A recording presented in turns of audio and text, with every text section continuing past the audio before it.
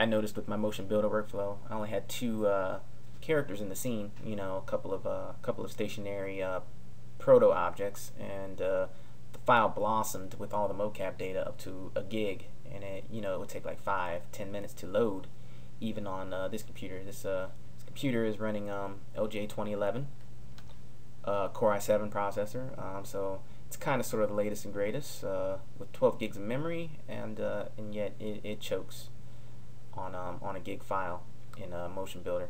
So the FBX binary allows me for faster loading times, and it's just all around, seems to be all around better for my workflow nowadays. Alright.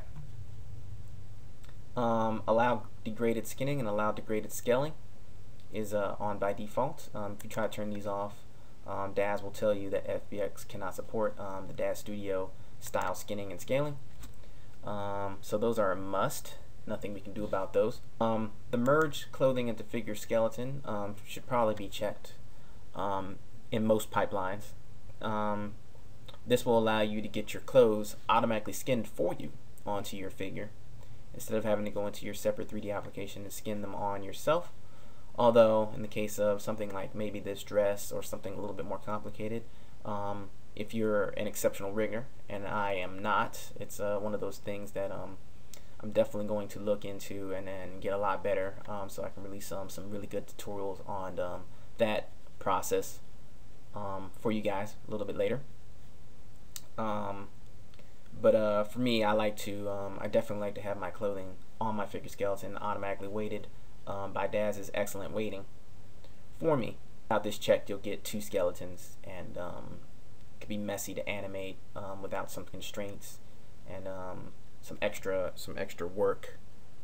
I also like to collect the textures to a folder. The textures are normally stored in the DAZ content library, wherever the content is installed.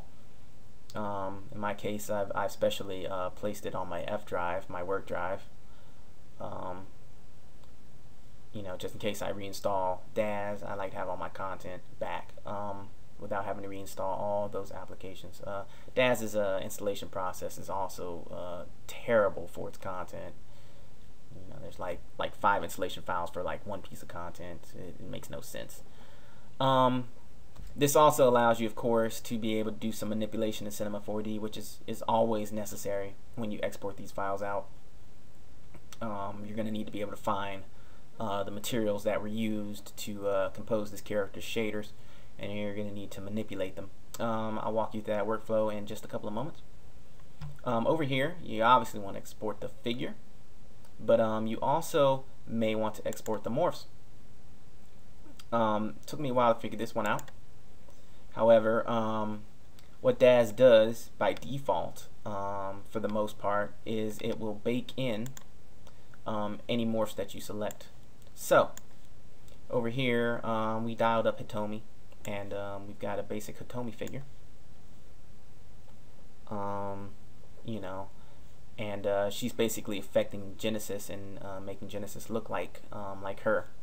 And so when it bakes, it's going to basically give you a figure, a mesh that has this shape, and there's no way to dial it back to Genesis if you wanted to in Cinema 4D. At least there's no way to do it right now. The point of this is there are some head controls way down here that actually control just the facial animations.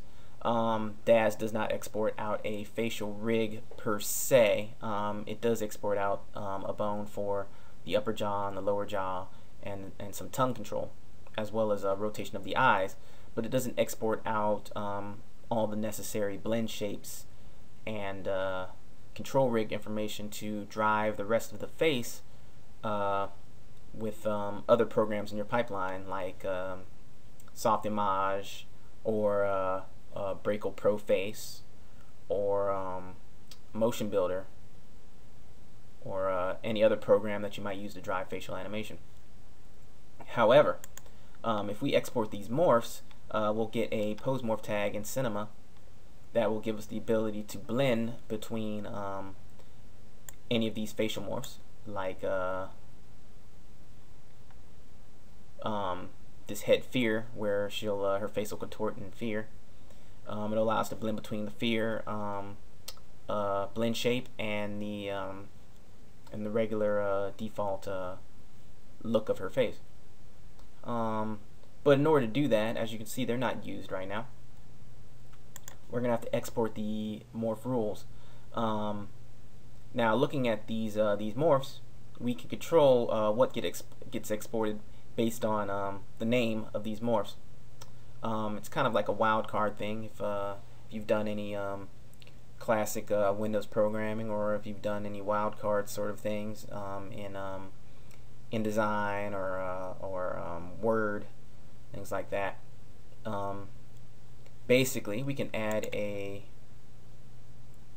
action to export, and we can tell it to match something, match some morphs in here, and it will export all those morphs out for us as separate meshes that we can use with our pose mixer tag, or our pose morph tag, as it's called in Cinema 4D R13. So we can double click on the match, and we can go ahead and hit backspace to get rid of what's there already, and we can type in head dot control, and I found the head control morphs are the only ones that are really important to export, although there can be situations where you might have an animation, for instance, and this is what these are great for. You could have an animation where you've bought Daz Studios werewolf morph, for instance, and you need to have this character look up at the moon and transform into a werewolf while growing hair. In Cinema 4D, you could animate out the growth of the hair system, which I'll be going over in a later tutorial series. And you could also use the pose mixer tag to blend up the strength of the werewolf morph, so that she could transform to a werewolf in Cinema 4D with all your lighting and your scenes and your props and all your great assets and abilities in there. So really awesome stuff. With these morphs exporting now, now they're saying yes because of our bake rule. We can now go ahead and hit accept and let it go through and bake. And what it's basically going to do here is it's going to bake down the textures. You can also see that it's going through, and it's basically putting her in the extreme of every single morph pose that we told it to export, and then it's exporting all those shapes out. Depending upon the complexity of the model, this model has a dress that needs to be baked down, and as well as her body and her skin. So you know, depending upon the complexity of your figure, this could take a minute. So I'll meet you back here when it's done. Alright guys, we're back, and the export finished just fine. So let's go into Cinema here, and let's open up our FBX. We'll go to the FBX folder here, and as you can see, Daz is nicely exported out all our images. It's also exported out a beautiful FBX file. If we hover over it here, we'll see that it's 9.83 megabytes. Very nice, respectable, small size. Let's go ahead and click open, and we can bring in obviously the geometry data. It's probably going to be our most important thing. We could check off things that we don't need, although it's not really going to affect the import, like the lights, the camera, and the markers. We obviously need the textures and materials. We do not need animation from this file. If we had animation, then we could also check to see if we wanted to import in our vertex caches to point level animation in Cinema 4D, which is basically animation that affects just vertexes. But we don't have any of that, so we'll just leave that alone. For the mesh, we'll also import in its poses, and we'll leave the normals alone. It's perfectly fine. Let's click OK, and we'll select the default take. We don't really need the animation take that came with the FBX, and it's going to go ahead and import. And okay, here we go. We are set. In Cinema 4D here, I've got my shortcuts also mapped so that it's Alt left click, Alt middle click, and Alt right click to navigate around. By default, Cinema 4D actually uses the 1, 2, and 3 keys. Holding 1 and left clicking will pan you around, 2 will orbit, and 3 will rotate, in case you haven't changed your keyboard shortcuts yet for Cinema.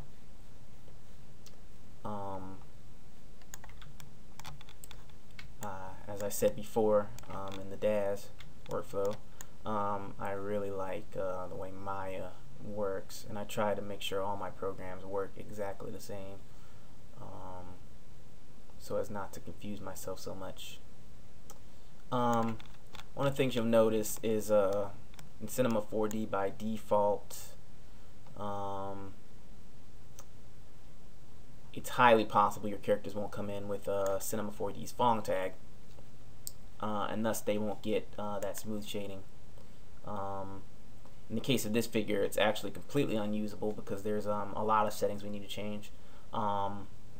Most DAZ figures I've found, this is the first time I've actually used the Kira skin, but most DAZ figures will come in with at least by default their renderer at least work a little bit. And you'll see what they look like, and everything will be nice.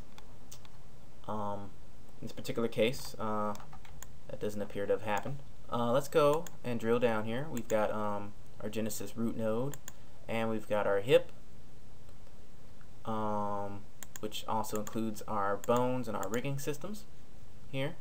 If we go to our abdomen, drill down on our abdomen 2, our chest, and let's drill down on our right collar to our right shoulder finally, and we'll hit our rotate button.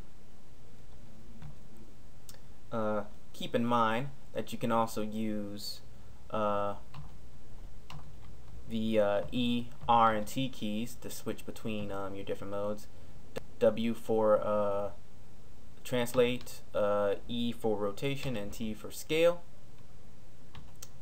We'll go ahead and hit our R key to switch to our rotate tool, and we'll rotate our arm, and as you can see, we've got our skinning right out of DAZ, so we can immediately get to animating right here in Cinema, or we can even immediately export this figure out to MotionBuilder to actually add mocap to it, which I think I'll probably make my next tutorial on that pipeline. I know a lot of you are going to really like getting in and animating your character and then bringing your character back into Cinema for further finalization after taking it into MotionBuilder. It's going to be awesome. This is great.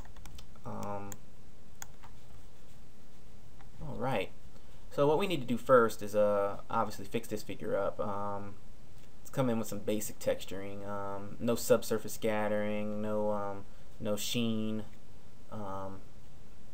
poor specular, and the eyes are also not showing off their irises. They don't have that reflection that they had in DAZ.